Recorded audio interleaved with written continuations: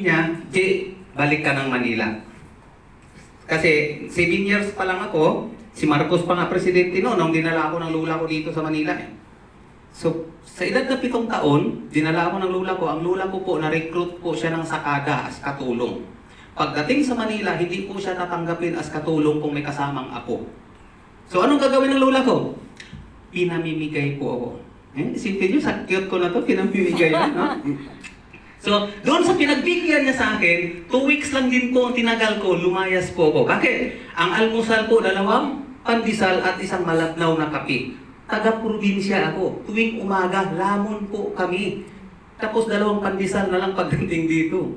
So, lumayas ako. Saan ako sumama? Sa Kariton Boy. Yung nagsisigaw ng bakal bote. Sumama po ako niyan. Pag bagyo, tumatago lang po kami doon sa litso ng mga Chinese sa Laluma Memorial Park para hindi po kami mabasa ng bagyo. Yun po ang buhay ng nasa harapan nyo ngayon. So, nung nagkaroon ako ng pagkakataon ng isip, hanggang sa pumasok ako sa huling pinasukan ko, construction worker, 7 taon.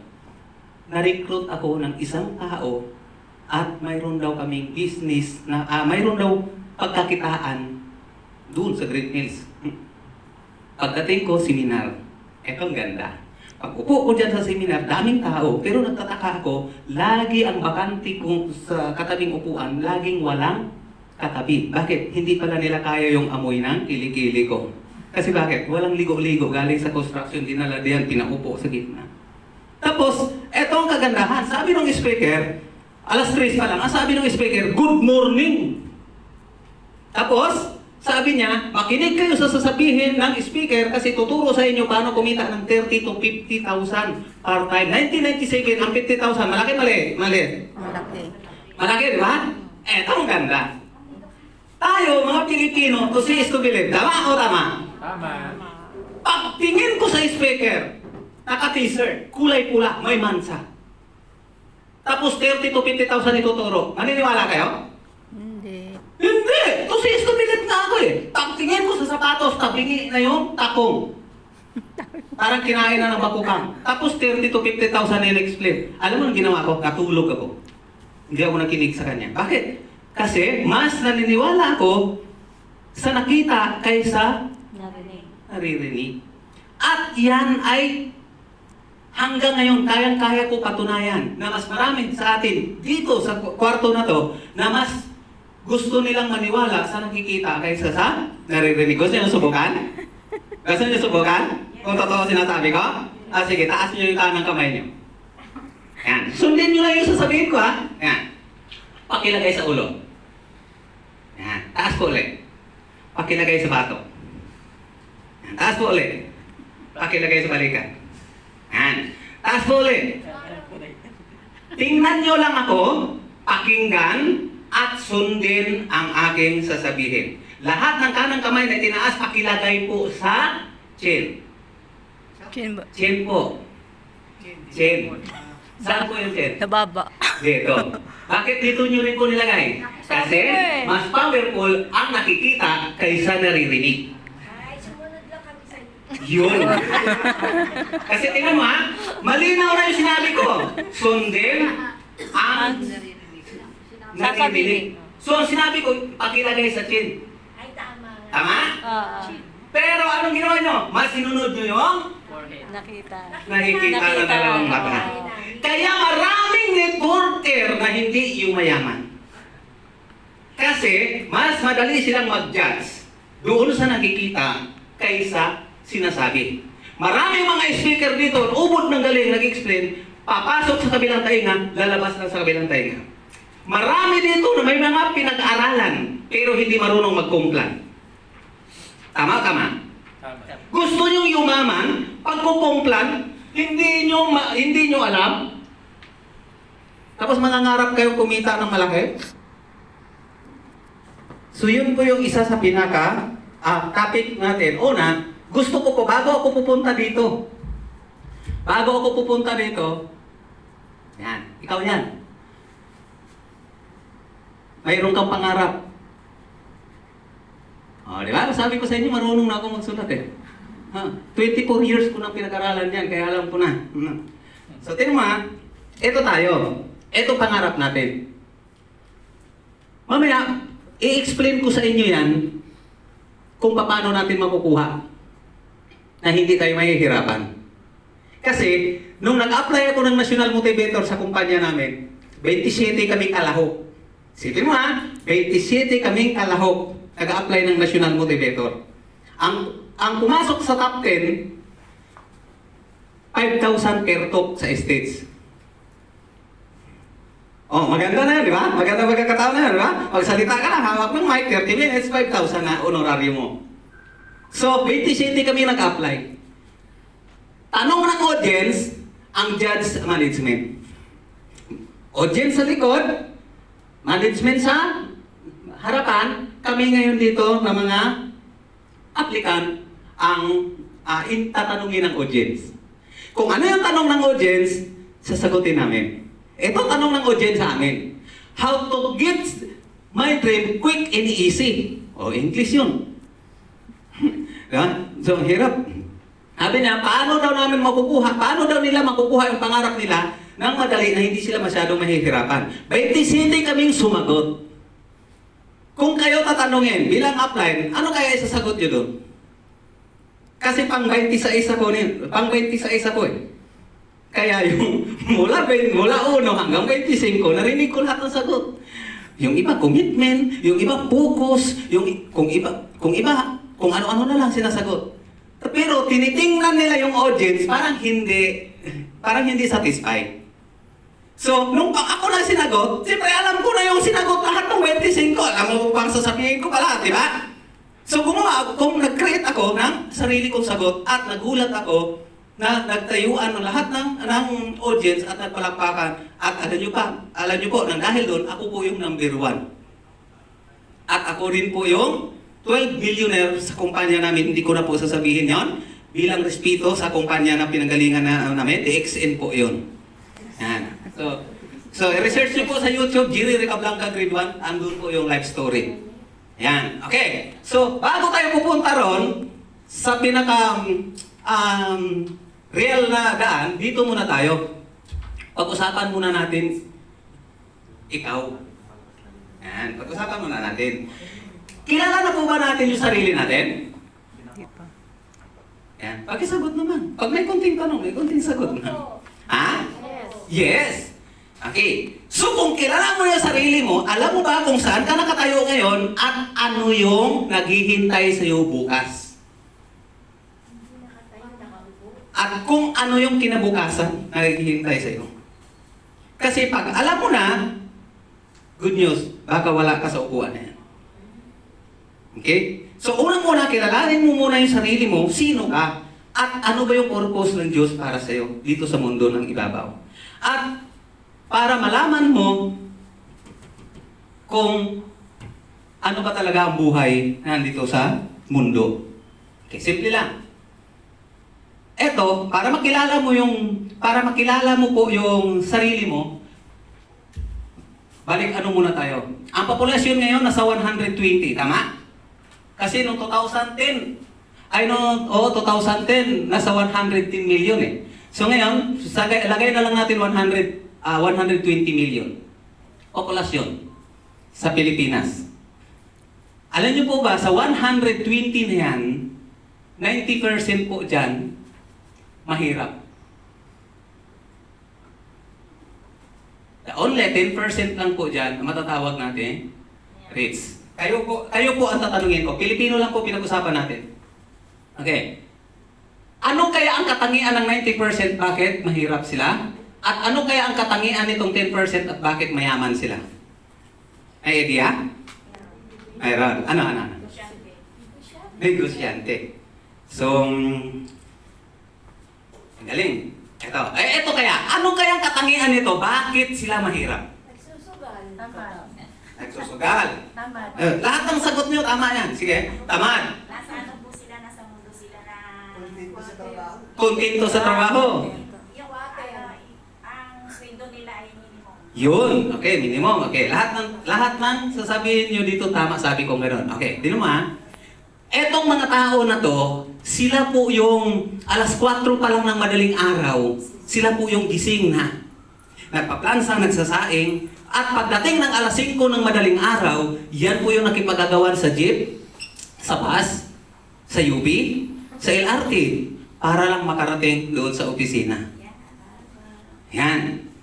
At pagdating naman ng gabi, yan din po yung nakipag-agawan para lang po makauwi. Pag alis nila nung madaling araw, ang anak nila tulog pa. Hahalikan sa noo at sasabihin, anak, gagawin namin to para sa iyo. Tulog yung anak. Naramdaman yung sinabi mo? Pag uwi mo ng gabi, tulog na rin ang anak mo. Hinalikan mo na at sinabi, pasensya ka na anak, yan na traffic. Tulog na. Naramdaman yung sinabi mo? Hanggang sa lumaki yung anak mo, malayo ang loob sa'yo kasi hindi ikaw ang nagpapalaki sa kanya. So hindi kayo nagkaintindihan. Nung sumama ang loob niya, sumama din loob mo. Bakit? Buong buhay mo, ginawa mo, nagtatrabaho ka para sa kinabukasan nila. Pero sila nagrebelde kasi hindi ka man lang nila nakakasama. Tama? So, ngayon, yan po yung napakasakit na katotohanan. Kasi bakit? Ito, napakasipag. Pero ba tama po yung sinasabi ni Sir na nakontinto na lang doon sa cycle ng buhay. Kasi alam mo, sa totoo lang, ako, lagi kong, hindi ko alam kung magpapasalamat ako or sinisisi ko yung papa ko kung bakit namatay ka agad. Kasi 5 taon pa lang namatay yung papa ko na anod eh. So hindi po ako napaaral ng mama ko. So, kaya nga naging stowaway ko eh. Tinan mo pero nung nalaman ko to, nagpasalamat ako, nabuti na lang, Lord, namatay yung papa ko ng maaga. Hindi ako nag-aral. Kasi kung nakapag-aral ako, kung hindi ako attorney ngayon, engineer ako. Kasi yan pangarap ko eh. So, kung hindi man ako naging attorney, bagsak man ako sa magiging engineer. Kung bagsak pa rin ako, at least sigurado teacher. Makuha ko man lang. Pero hindi man ako nagpag-aral, isa sa pangarap ko nakuha. Naging teacher pa rin ako. Pero, sa ibang aspeto naman, ako naging teacher. Okay, tinan mo bakit ko nasabi? Balik tanaw lang tayo, nung kabataan ninyo, ilang taon kayo sa elementary? Wala pang kinder dyan. Huh? Diretsa na lang tayo dito. So, 6. Ilang taon sa high school? 4. Hindi kasama ngayon yung K-12. Okay, ilang taon uli sa college? 4. 4 uli. Hindi kasama yung board exam. So, ilan lahat yan? 14 years kang nagsunog ng kilay pabalik-balik sa school. Nung gumraduate ka, may sombrero kang kwadrado, may palawit na orange. Di ba? May palawit na orange yun sa kanan. Inilipat ng teacher mo sa kaliwa, binigyan ka ng blanco na papel, tapos kinamayan ka. Anong sinabi? Congratulations and good luck to find your destiny. 14 years kang nagsunog ng kilay. Doon ka palang pala magsimula ng maghanap ng magandang kapalaran. Nag-aral ka pa. Nung magtapos ka na ngayon, akala mo, doon na mag-start, hindi pa. Kalbaryo. Kasi bakit? Mag-a-apply ka pa ng trabaho. Pag nag-apply ka ng trabaho, anong kailangan? Kailangan experience. Alam na, fresh graduate ka, hahanapan ka ng experience. Tingnan mo lang yung mga kumpanya. Kaya anong gagawin mo? Matuto kang magsinungaling. Punta ka sa Rikto. Humingi ka na. Bumili ka ng mga employees experience doon, mga certificate. No? So, para lang mayroon kang maipapakita. Kasi bakit? Yun ang requirements. Alam naman bago ka. Ikaw, determinado ka makapagtrabaho. Gagawa ka na lang ng kalukuhan. No? Para magkaroon ka ng requirements na hanap nila. Ito pa. Kailangan tapos ka sa kilalang school. Paano kung tapos ka lang sa mababang paaralan? Sa lumang bayan, mababa na nga, luma pa. So tingin mo, qualify ka? Hindi. Pangalawa, titingnan kung mayroon kang pleasing personality. Paano kung nag-apply ka katulad ko yung tsura mo, puro pleasing, wala ng personality? Di ba? So wala na rin. So, kaya mapapansin nyo yung mga kamukha ko, marami sa kulungan. Di ba? Kasi sa sobrang desperado, pinapatay yung gwapo. Sir, no? Pag-ingat-ingat ka sa mga pangit, sir, no? Yan. Kasi naiingit sila eh. Yung gwapo lang, natatanggap. Yung may pleasing personality na natatanggap. Okay, sabihin na lang natin, nasa iyo lahat ng katangian. Matangkad ka, may talino, at may pleasing personality. Yes, tinanggap ka ngayon. Apply ka ng trabaho, start ka sa uno, ito buhay mo. Tinan mo ha, i-start ka ng 1 hanggang 15. Pagdating ng 15, tinan mo ha, nasubukan nyo na ba sa araw na pizza 12, sa araw na pizza 13, sa araw na pizza 14, wala na tayong pera? Yes. Yung iba nagsasangla na ng ATM? Okay, para mabayaran, no? Para matustusan at makarating na 15. Pagdating ng 15, sweldo. Okay? Bayad sa utang, may natirang kunti, pilit pagkasyahin hanggang Katapos. 30. Pagdating ng 27, 28, 29, wala ka na namang pera.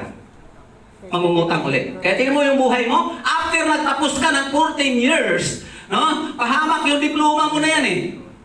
Nang dahil sa diploma mo na yan, tingnan mo buhay mo. Yan, 1, 15, 15, 30, 1, 15, 15, 30, 1, 15, 15, 30, 1, 15, 15, 30. Bakit lumiliit ang circle? Kasi sa bawat pagsikat ng araw, lulubog yan. Sa bawat paglubog ng araw, tumatanda ka, hindi mo na malayan, 60 years old ka na. May ipon? Wala. Wala. Kumusta pangarap? Ang pangarap mo, mayroon ng kabaong. Patay na. So, mas una pang namatay yung pangarap mo kaysa sa'yo. So, kaibigan, ito pinakita ko sa'yo, ito yung buhay nito. Sabi ko, Lord, paano pa kaya ako? Eh, hindi naman ako tapos niyan. So, nasa likod ako niya. Kaya nung makita ko to, sabi ko, anong solusyon? So, nung pinakita nila solusyon, nasa networking lang pala. So, nung inaral ko po yung networking, inaral ko talaga. Nung umupo ako dyan, pinakinggan ko talaga lahat ng sinabi nila. At alam niyo po ba kung gaano ako katagal mag-aral sa networking? 1997 hanggang 1997 hanggang 1999. Upo lang ako nung upo dyan sa upuan na yan. Halos lahat ng speaker, nakabisado ko na. Paano tumayo? Paano magpatawa? Ekspresyon ng mukha. Nakuha ko na lahat. Pero hindi ako yumaman. Kasi, ang sabi nung upline ko, balik lang daw ako ng balik. Balik lang daw ako ng balik. Yung combo pack namin dati na 10,500 pa lang yun eh. Liliit daw yun pag bumalik ako ng bumalik. Alam mo, pagdating ng 1999, tumaas ang combo pack, naging 14,500. Tumigil na lang ako, hindi man lang ako nakamimper. Pero, ang lamang ko doon, yung knowledge na punta sa akin. 2001, na-recruit uli ako. Na-recruit uli ako, DXN naman. Diyan sa Jollibee Plaza. Diyan sa Jollibee Plaza. Diyan ako dinala. Pag-akyat ko, hindi alam ng tao na nag-invite sa akin na may experience na ako sa networking. So, in-explain yung kumplan. Hagdanan, naakyatin. No? Hagdanan. Pag narating mo yung pinakatuktok, gayamon ka. Okay? So dahil nga 500 lang yung membership, ginawa ko. 27 days na manager ako. 2 months and 11 days nag-ruby ako. In 3 months time, nag-rising star ako. After 6 months, nakapag-travel ako sa ibang bansa. After 2 years, doon ko nalaman na isa na pala ako sa icon ng kumpanya na inawaran ako ng 4 pillars. Ibig sabihin, isa ako sa 4 na haligi ng kumpanya. So, dahil sa kumplan, inaral ko ng mabuti. Kaya, punta tayo dito. Ito yung pangarap natin, di ba? Tama o tama? Tama. Okay. Ito malupit. Itong pangarap na to, bago natin matanggap yan, bago natin mapunta sa atin yan, kailangan natin dyan ng maraming pera. Tama o tama? Tama. Bago tayo magkaroon ng maraming pera, kailangan muna natin yan ng mayroong malaking grupo. Tama o tama? Okay. Para magkaroon tayo ng maraming grupo, kailangan mayroon tayo, magaling tayo Invite. mag-invite. At hindi lang mag-invite, kailangan isa puso natin ang pag-i-invite. Yan. Okay. Pero kahit gaano ka kagaling mag-invite, kung wala ka naman dito, wala kang skills, para ka lang nagtanim ng binhi sa masukal na damuhan. Tama o tama? Ikaw lang tagadala rito, magugulat ka. Una, yung invite mo, andyan, nakaupo pa yan, laging sama-sama sa'yo. Pag na-burnout yan, magugulat ka, hindi mo na madadala rito. Kasi bakit? Pag umabot yan ng 1 buwan, 2 buwan, 3 buwan na wala kang income, mag-iisip na yan. Tama? O yung iba, madadala naman sa ibang kumpanya. At kung may ibang upline, may ibang cruise line sa ibang kumpanya na magaling magbuka, magaling magturo, mawawala sa iyo yan. Di ba? Kaya dapat, bukod sa masipag ka nito, kailangan mayroon ka nito. Kasi kapag may skills ka, kumbaga, easy na po sa iyo kung paano mo ngayon mag-i-invite. Okay, kahit mawala man yan, mawala man kagad yung downline mo, lilipat man yan, o kaya tumigil man, dahil iskilado ka, kaya mo uli mag-invite. Okay ba yan? Pero paniwala yung mag-invite, yung skills na yan, kung wala ka nito. Bilisan lang natin kasi alam ko nagmamadali kayo. Knowledge. DGE. DGE. May G pa yan. GE. Yan. Okay. Kasi nung buhay pa si Ernie Baron, ang sabi ni Ernie Baron ay knowledge is Power. power. Okay. Ngayon, yung knowledge, ang ibig sabihin ng knowledge, ito yun. Pag kinross mo yung 4 na number na yan, no, ang ibig po sabihin nun ay alam. Meron ka alam. Tama? So, ibig sabihin, para mayroon kang alam, kailangan magkaroon ka ng knowledge. Ano naman po itong age? Iyon po yung tinatawag na lamang or talas. Ibig sabihin, kapag mayroon ka nito, dapat lamang ka doon sa i-invite mo. Kasi guys, napakadali lang po maging leader sa ordinaryong tao. Pero napakahirap maging leader sa mga leader. Correct. Tama? Magkaiba. Magkaiba ang gampanin ng isang leader, ng mga leaders, kaysa leader ng mga ordinaryong tao. Ikaw, anytime pwede ka maging leader sa mga ordinaryong tao. Pero kapag nagka-problema yung downline mo, minsan hindi mo kaya i-handle, anong ginagawa natin minsan? Umiiwas tayo o kaya ituturo natin kay upline. Tama? Si upline naman ngayon, wala niya bang gagawin, kundi aayusin niya ngayon yung problema. So, ang leader ng mga leader, taga-ayos ng problema. Ang leader sa ordinaryo dito sa mga downline na to, yun lang yung mga technical na mga paano mag-invite. So, yun lang ang simpleng turo niya. Pero pag nagkaroon na yan ng bangayan, magkaroon na yan ng mga pataasan ng ihi dyan, kumbaga hindi muna yan makukontrol. Bakit? Wala ka pa dito. So, para magkaroon ka nitong dalawa na to, huwag mong baliwalain yung L na yan sa gitna. So, ano yung L na sa gitna? Yan po yung tinatawag nila na Listening. listening. Kaya kung titingnan natin yan, Wala, marunong. mas matibay ang pakikinig kaysa alam at lamang. Kaya kayo nakaupo dyan, nakikinig kayo para the next na matutunan nyo, magkaroon kayo ng knowledge at lamang ng isipan doon sa mga hinahandle ninyo. Yun po ang ibig sabihin ng knowledge. Okay ba yan? Pero baliwala lahat yan kung hindi rin kayo mag-learn. Kasi sabi ng upline ko, the more you study, the more you know, the more you know, the more you learn. The more you learn, the more you earn. So before you earn, must be learned. O, English yun, palakpakan nyo naman. So, ano palang gagawin mo? Kung ikaw to ngayon at gusto mo makuha yung pangarap mo, kailangan mo lang, guys, Matuto. mag-aral.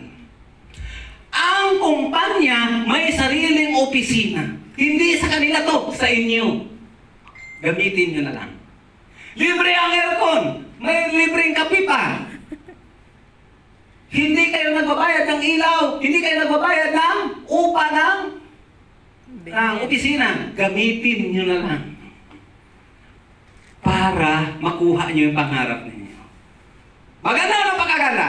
Napakaganda. Samantalahin nyo. Kasi kapag nag-aaral kayo, magkakaroon kayo ng Knowledge. pag may knowledge kayo, magkakaroon kayo ng Skills. pag may skills kayo, magaling kayo Invite. pag magaling kayo mag-invite, makabuo ba kayo ng malaking grupo? Yes. Dahil malaki ang grupo nyo, malaki ba ang komisyon? Yes. Pag malaki ang komisyon, makukuha mo ba pangarap mo? Yes. Palakpakan niyo sarili mo. Yun lang ang pinaka-importante na gagawin niyo sa buhay niyo bago niyo makuha to. And the next na topic natin, kung bibigyan pa ako ng pagkataon, i-explain ko sa inyo anong ibig sabihin nito. Bawat litra. Sa out of 26 alphabetical na binigay ng Diyos sa atin, yan ang pinaka-powerful na litra na binigay sa atin. Expect ko ba sa inyo? O tama na? Kayo mong pagdidesisyonin ko. Nasa inyo ang pagpapasya. O, explain ko ba? Go ahead. O, sige. Explain natin. Pero, eto, kung elaborate natin ng husto, eto yung sinasabi na apply. Naaabot tayo ng 2 hanggang 4 na oras. Next time. Okay. So, Maraming abangan. bigyan ko na lang kayo ng konti, isa dyan, tatanggalin ko lang. Okay? Ang dreams, ibig sabihin, yun kabuhuan ng pangarap mo. Tama? Tanggalan ko ng isa, ano ba sa? Rims. Rims. Ang dream, saan lang siya nagagamit? Notebook. Libro. Sa papel. Yun po yung Sasakyan. dreams, yung kinakabitan ng gulong ng kotse. Ah, Isang bagay na kailangan pero hindi siya kabuuan ng iyong pangarap. Tama. Tama. Tanggalin ko po yung R. Anong basa? Rims. Ang dim, yun po yung sa ilaw na sasakyan. Na kapag dinims mo, mababa ang liwanag. No? I-high beam mo, yun po yung napakataas ang liwanag. Malayo po yung matatanaw. Tama? So, ibig sabihin, pag ganyan lang din, ibig sabihin, hindi mo makikita ang layo ng iyong pangarap. pangarap. Okay, pag tinanggal ko po yung im, ano pong basa niyan? Dris. Mali ang spelling, pronounces yun, halos parehas. Dris. Kailangan Andres sa katawan ng tao? Yes, kailangan. Pero, pag marami kang damit, buo na ba pangarap mo? Di ba? Hindi. Hindi. So, ibig sabihin, isang litra dyan na hindi mo magagawa, hindi mo makukuha pangarap mo. Even successful ka na. Kahit yung nagsasalita sa inyo, isa sa mga litra niyan nakaligtaan kong gawin. Bumagsak ako. So, once na-explain ko sa inyo, by experience yan. So, yun ang kailangan yung paghandaan kung paano at kung kailan si-apply na nakakaalam. Bibitinin ko kayo. Okay? So, ako pag nag-explain ako, ganun lang sa kabilis. Hindi kayo mababagot. Pero, direktahan ako. O, di ba? Direktahan. Ang hindi qualify, hindi talaga. Hindi ka nga qualify. So, ibig sabihin, pag hindi mo nagagawa to, kumbaga, magtanim ka na lang ng kamote. Kasi, baka darating ang araw, pabalik-balik ka dito, umabot ka na ng 1 taon. 1 taon, 2 taon, hindi ka pa yumaman. Kami pa yung masisisi, yung apply mo pa ang masisisi. Tama? Ako dati, pag ako nagturo, pag hindi ka nakikinig sa akin, huwag mo akong tawagin apply. Pwede kang babalik dito, pero hindi ka nabilong doon sa tuturuan ko. Kaya hindi ako nagpapatawag ng apply natin kapag hindi ka susunod. Doon, yung mga elite ko talaga, yung mga elite na dinidevelop ko. Kasi pag once na dinidevelop mo na siya, ibig sabihin, kung ano yung karakter mo, kailangan i-duplicate mo sa kanya. Duplicate. Magkaiba po yung duplication kaysa multiplication. Naintindihan niyo ibig sabihin? Ang multiplication, napakadali lang. Napakadali magparami. Invite ka lang nag-invite, multiply mo na ang sarili mo. Tama? Pero ang mag-duplicate, napakahirap. Yung i-duplicate mo sarili mo, kung ano yung pananaw mo, dapat yun ang pananaw niya. Kung ano yung karakter mo, dapat yung karakter niya. Kaya nga ang mga apply, ingat na ingat eh. Di ba? Kahit na minsan, kung mapapansin nyo, parang ang yabang ng apply ng nagsalita ngayon. Bakit? Napakasimpleng bagay, naka-Amerikana pa. Tama? Kasi gusto namin na ito, maduduplicate nyo din. Kasi bakit? Negosyo ang pinag-usapan natin. Napakahirap mag-negosyo na kumbaga pag milyon ang pinag-usapan, tapos gusin ka nagsalita. Tama? So doon dati, hindi ko, parang katulad nyo rin ako sa iniisip ninyo na bakit kailangan pa magiging high profile. Gusto ko lang yung simpleng ganun. Pero nung naka-attend ako ng training, na kailangan pala yun. Lahat. So, kung gusto mo magiging leader, kailangan look like a leader. Smell like a leader. Stand like a leader. Hindi siya na. Para mabilis kang makakahata. So, okay ba yan? Naunawaan ko ninyo, ibig sabihin nito? Kung gaano ka-importante ito sa susunod na pag-uusap natin. So, hindi ko na patatagalin. Ibalik ko na kaya plan yung mic.